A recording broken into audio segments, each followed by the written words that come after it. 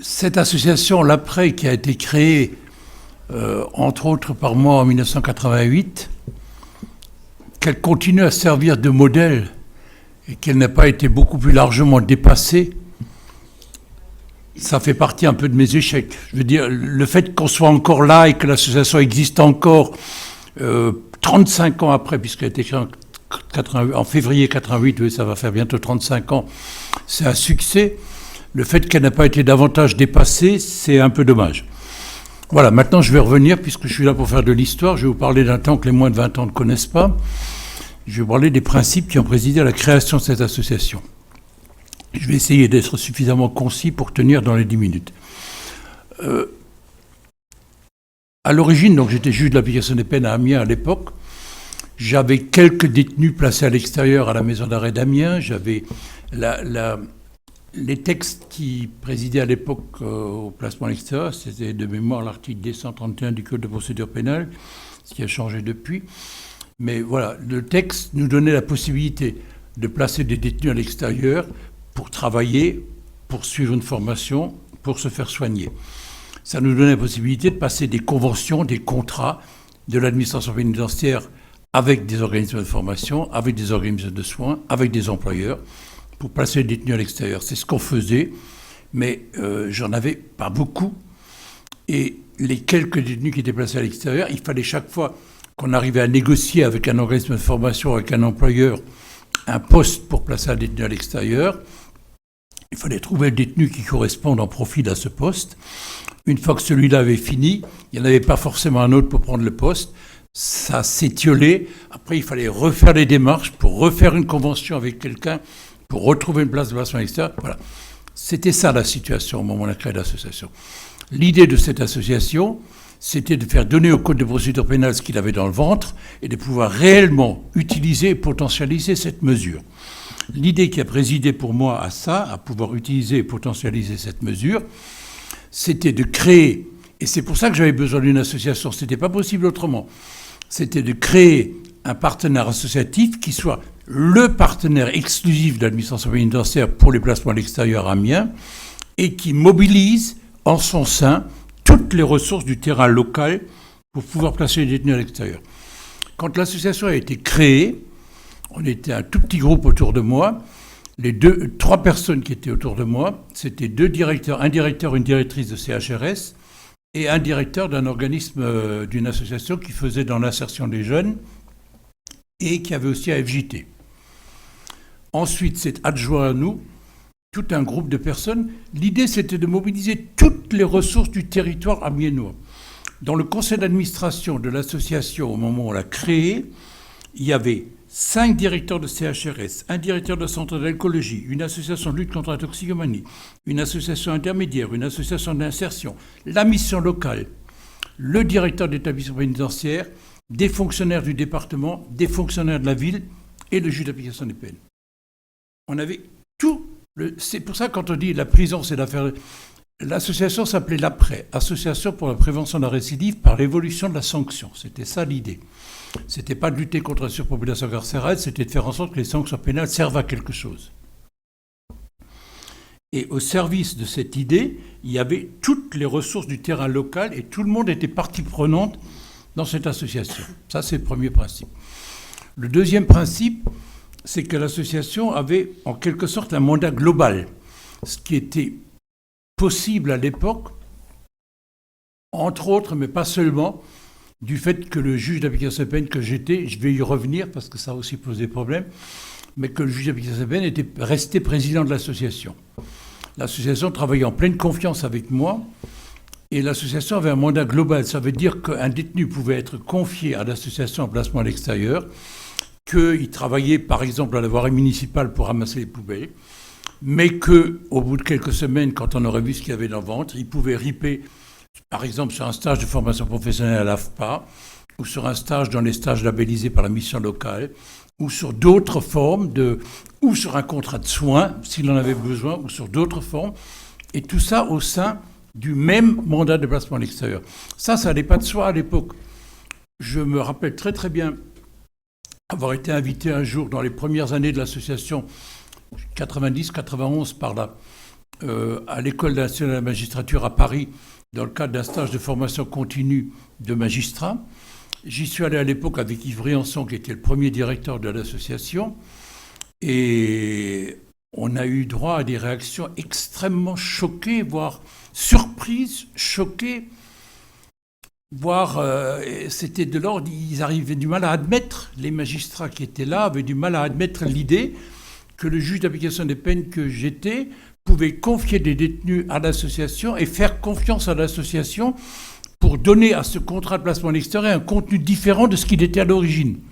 Que le mandat de l'association puisse aller jusque-là, ça les surprenait. Mais en tous les cas, c'est comme ça. Le deuxième principe, je vais vite pour ne pas prendre trop de temps, le deuxième principe qui a présidé à la constitution de l'association, c'est que aussi vite que possible, on a essayé d'inscrire le travail qui se faisait au sein de l'association pour la réinsertion des détenus dans les dispositifs de droit commun.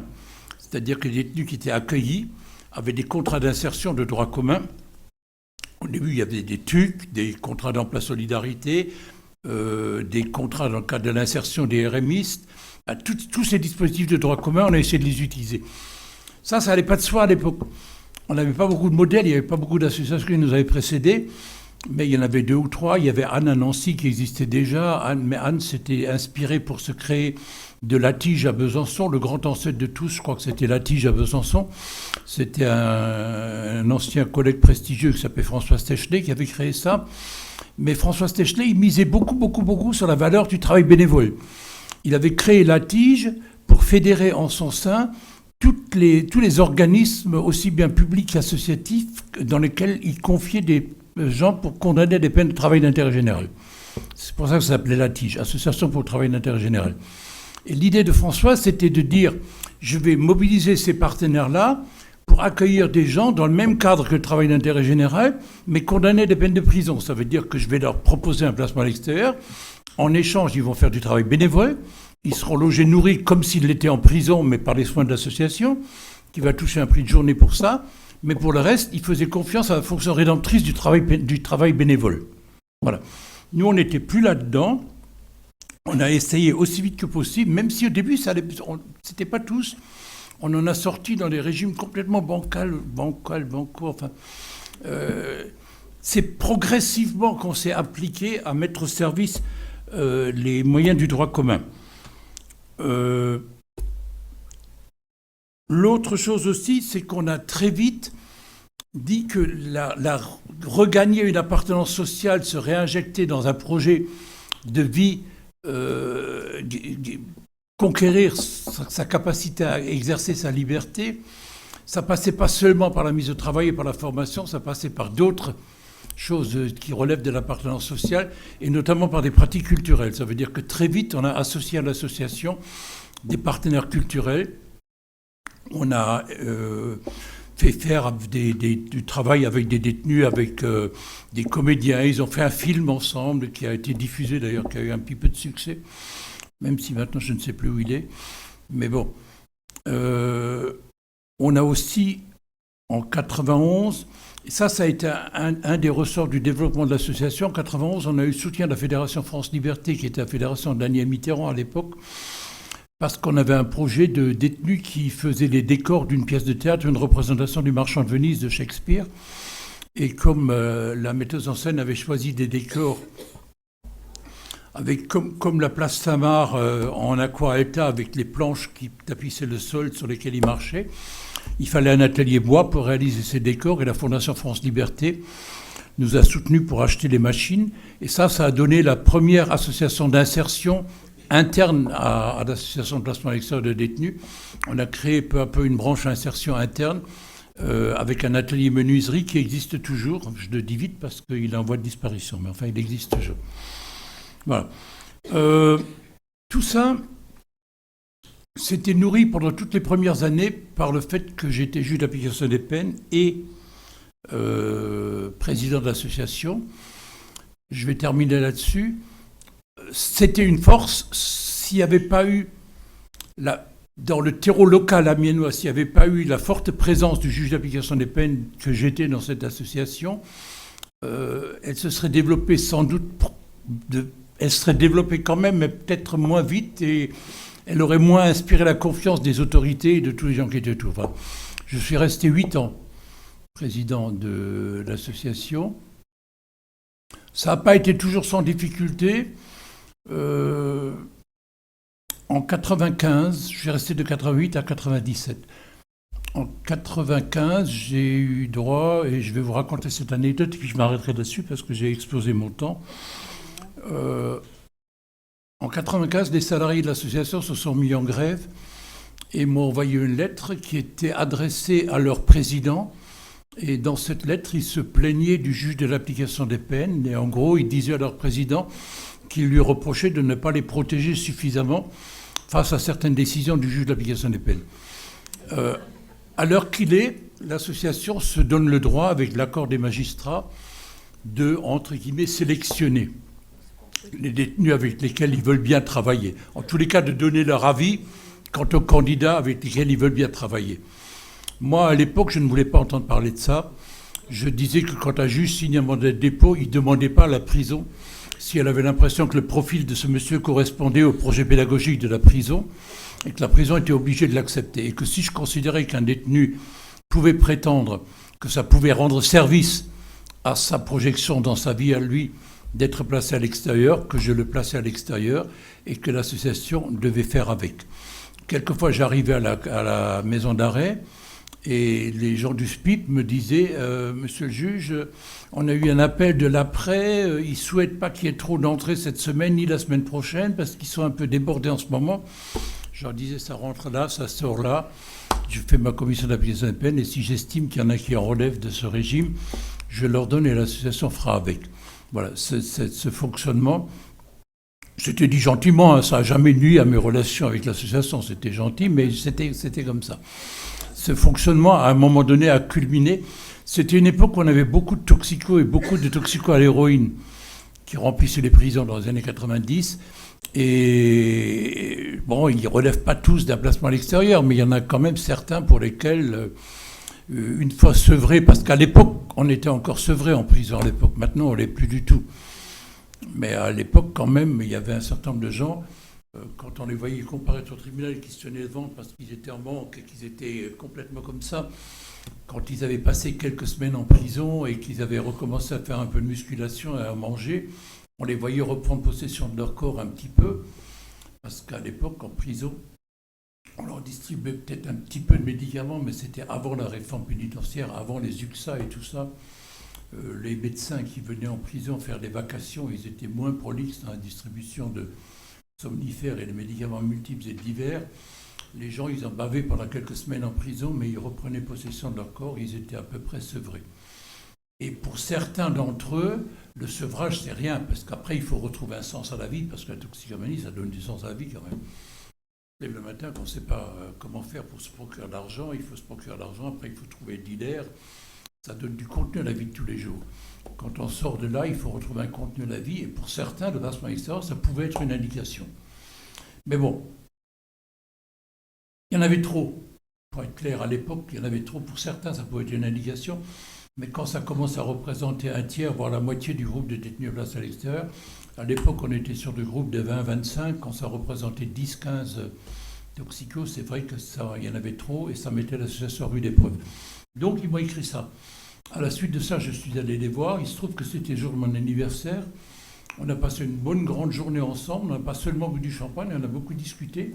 De là est née l'idée de refaire un colloque ensemble, pas un colloque, un séminaire entre les salariés de l'association, les principaux administrateurs, le président et quelques partenaires. On a fait un séminaire de 2 jours. De là est née l'idée qu'on a recruté ensuite un psychiatre vacataire qui est venu faire la supervision. On a passé un contrat avec l'association Le Mail qui s'occupait des toxicomanes pour faire un contrat de soins. On a placé des détenus en placement à l'extérieur dans des appartements thérapeutiques avec des groupes de parole avec un contrat de soins. Tout ça, ça a émergé de cette crise à ce moment-là. Donc c'était quand même une crise plutôt positive. Voilà. Je m'arrête là parce que j'ai largement exposé mon temps. Merci, monsieur Adam. Merci.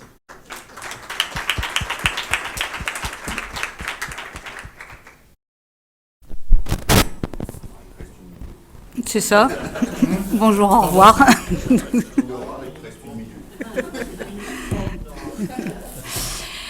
Comme je disais hier à Monsieur Adam, la différence entre la détention et cette association, hier soir je lui disais ça, c'est que la détention avait les moyens de vous les accueillir sans aucun souci, sans vous contredire, et qu'une association, on ne lui donne pas tous ces moyens-là pour pouvoir le faire.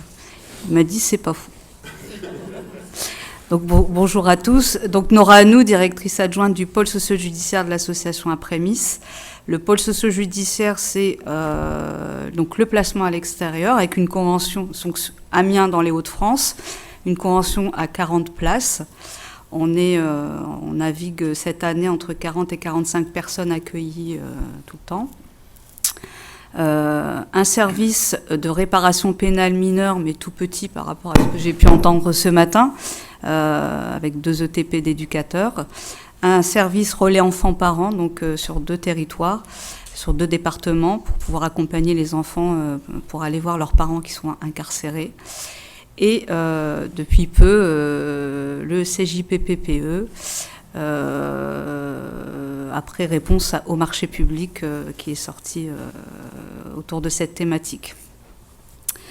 Moi, je me sens toute petite, en fait, quand je vous entends tous, quand je vois tous ces anciens qui sont encore là, plein d'entrain et à souhaiter continuer tous ces combats. Je me sens toute petite par rapport à ce père fondateur à ma droite. Donc j'essaye dans mon quotidien d'essayer d'amener la pierre, une petite pierre à l'édifice en travaillant avec que ce soit, je vais vous parler du placement à l'extérieur là, que ce soit les personnes accueillies comme les équipes.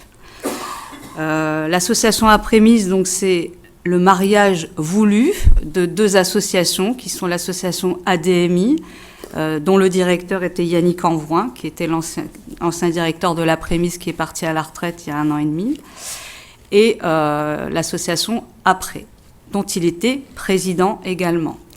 Au départ de l'ancien directeur de l'Après, il a été décidé un mariage souhaité, donc une fusion qui a été mise en œuvre en 2010 et effective au 1er janvier 2011.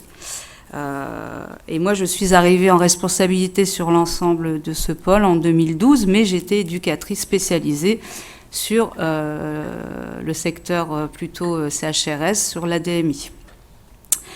On m'a demandé aujourd'hui de témoigner, de ma rencontre avec cet ovni qui était le placement à l'extérieur. J'aime pas parler de moi, mais du coup, je vais un petit peu parler de mes ressentis, de ce que j'ai pu observer. Lorsqu'en 2011, j'arrive rue d'Abbeville à Amiens sur le pôle socio-judiciaire qui était l'Après. J'arrivais avec mon bagage d'un peu plus d'une dizaine d'années de travail dans l'éducation spécialisée. J'arrive là dans des locaux qui aujourd'hui, je dis qu'ils font vintage, qui sont anciens, mais du coup, comme certains magistrats, lorsqu'ils sont venus visiter, on dit ils ont une âme, parce que oui, c'est pas des choses très open space, très tout ça, donc voilà. Avec j'entends des équipes parler de ces mesures. Alors je ne connaissais absolument rien au socio-judiciaire, qu'on soit clair. Un juge, je voyais ça de loin en me disant oh là là, c'est des gens très haut placés, l'administration pénitentiaire encore moins, la prison encore moins. Donc j'arrivais vraiment naïve. Ce matin, j'entendais la naïveté. Je pense que la naïveté, elle a aussi, c'est aussi intéressant la naïveté parce que ça nous permet aussi de voir des choses peut-être qu'on ne voit plus au bout d'un certain temps. Et j'entendais contrôle, perte de contact, rapport d'incident, interdiction, justificatif. Oh là là, les juges, ils ont dit ça. Oh là là, le SPIP. Oh là là, on va se faire engueuler. Oh là là, machin. Oh là là, machin. Et moi, je comprenais pas. Moi, j'arrivais, c'est HRS, à l'époque, la DDCS, avec à l'époque, avec des rapports, maintenant la dette, avec des rapports très, voilà, nous on était, le social, on avait le temps d'accompagner, à l'époque, je dis pas aujourd'hui, on avait le temps d'accompagner les gens, la temporalité, blablabla, blablabla. Là, c'était timé, il avait ça, fallait qu'il fasse ça. Donc moi, j'arrive là-dedans et je dis, mais c'est quoi ce gros bordel? Comment on peut obliger des gens? Comment on peut travailler comme ça en leur disant, vous êtes obligés? Pour moi, c'était impensable, c'était pas dans mon logiciel de pensée. On m'a toujours appris que pour aider des gens, il fallait que les gens soient d'accord. Donc me voilà à discutailler avec les équipes, à essayer de comprendre, à essayer de confronter, à dire non mais vous êtes trop dans le contrôle, trop. On arrive avec une grande gamelle parce qu'on sait tout. J'étais plus jeune, aujourd'hui un petit peu plus sage. Et eux, ce qu'ils ont trouvé de positif, c'était justement ce côté éducatif, qui pour eux, n'était peut-être pas assez inscrit dans cette mesure. Je vous passe les étapes, bon an, mal an. J'arrive, mon directeur me demande de prendre la responsabilité de ce pôle, parce que quand je discute avec eux, j'étais pas leur responsable, donc c'est un peu plus simple. Et ensuite, je suis allée me confronter tout ça, l'éducatif à fond, toutes ces choses-là, et puis je me suis bien plantée. J'ai mis à l'épreuve mes pensées éducatives qui primaient sur le reste. Et je me suis, j'ai appris de mes erreurs, tout en tirant toutes les conséquences positives de tout ça. J'ai appris avec l'équipe, qui elle était expérimentée, et j'ai appris avec les personnes détenues accueillies en PE, qui m'ont dit, mais madame, c'est important de nous donner des règles.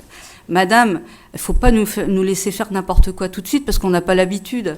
Il ne faut pas nous laisser. Et du coup, je me suis retrouvée face à une vérité, c'est-à-dire la vérité du public qu'on accompagne, qui nous disent, mais en fait, nous aider, c'est aussi nous dire non, pendant un temps en tout cas, puis après faire évoluer avant qu'on ait la liberté. Parce qu'avant ça, on s'est inscrit dans des choses qui étaient compliquées, de l'ordre de la transgression. Cette expérience, le placement à l'extérieur m'a changé dans ma pratique, m'a fait comprendre qu'on était sur cette mesure travailleur social, mais également intervenant socio-judiciaire. C'est-à-dire qu'on c'était quelque part, alors c'est pas un autre métier, parce que je pense que la rencontre, la relation, ça change pas à travers les publics, mais il y a quelque chose de spécifique face à ce public. Alors, on n'avait plus autant de personnes de la maison d'arrêt, ce qui a changé, ce qui a évolué aussi. C'est un mix des publics. On travaille beaucoup plus avec les centres de détention. Donc, c'est un public mixte aussi, femmes et hommes. Tout est diffus. Et on essaie la moyenne de prise en charge, elle est autour de 7 mois. J'ai pris des notes quand même pour ne pas m'enflammer.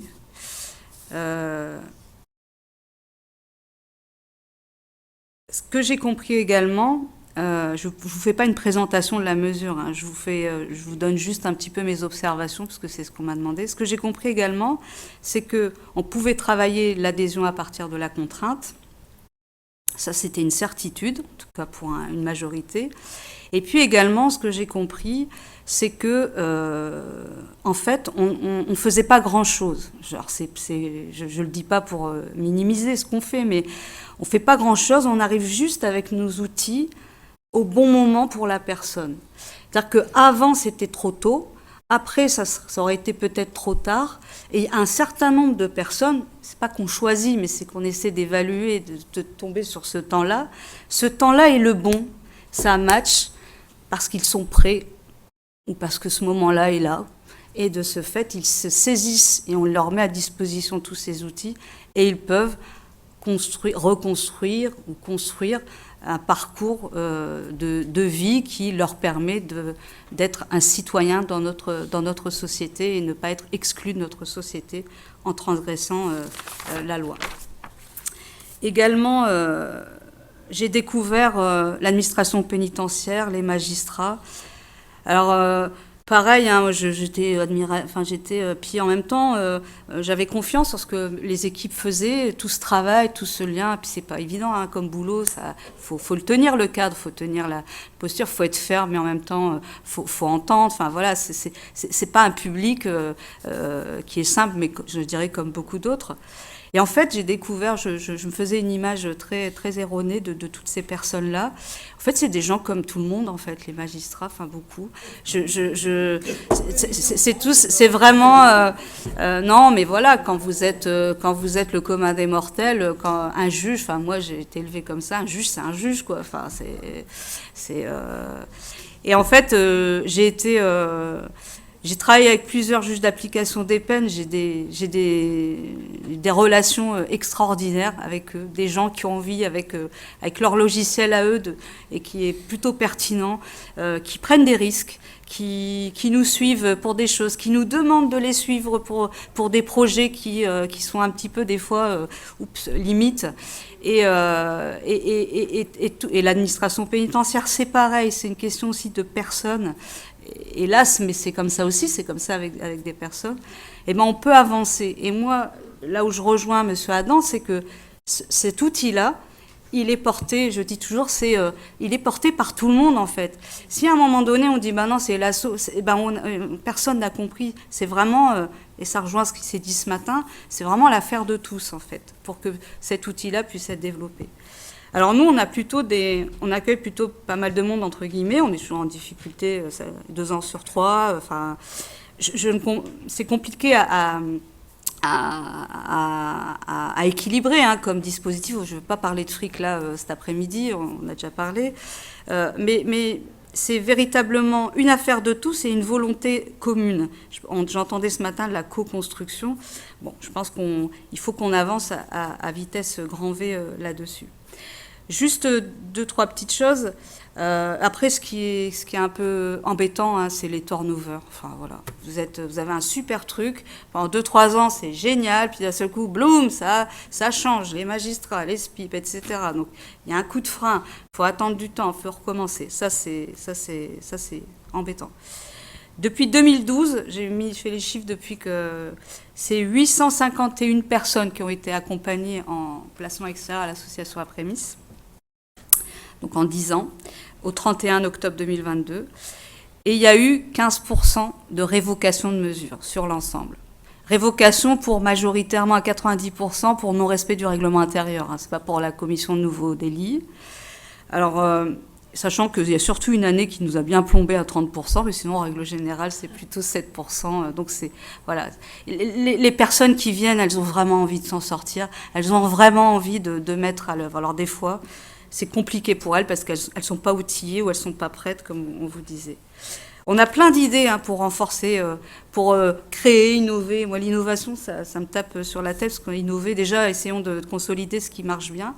Mais on a des tas d'idées. Mais à force de courir à droite, à gauche pour de l'argent, des mesures, les Ségur, les machins, on n'a pas trop le temps d'aller développer et d'améliorer les choses. Pour moi, en tout cas, le PE, ça fait 35 ans bientôt, je le vis comme un héritage qui passe de main en main. Je me sens une responsabilité là-dedans, qui est peut-être un peu trop... je me prends peut-être un peu trop la tête là-dessus. Mais c'est la façon dont ça a été construit et la façon dont ça a été mis en œuvre, c'est vivant, quoi. Ça a une âme aussi. Et j'ai envie de garder cet héritage-là et de le transmettre à d'autres qui sauront aussi qui sauront le porter à leur tour. Voilà. Excusez-moi. Et le dupliquer. Et le dupliquer.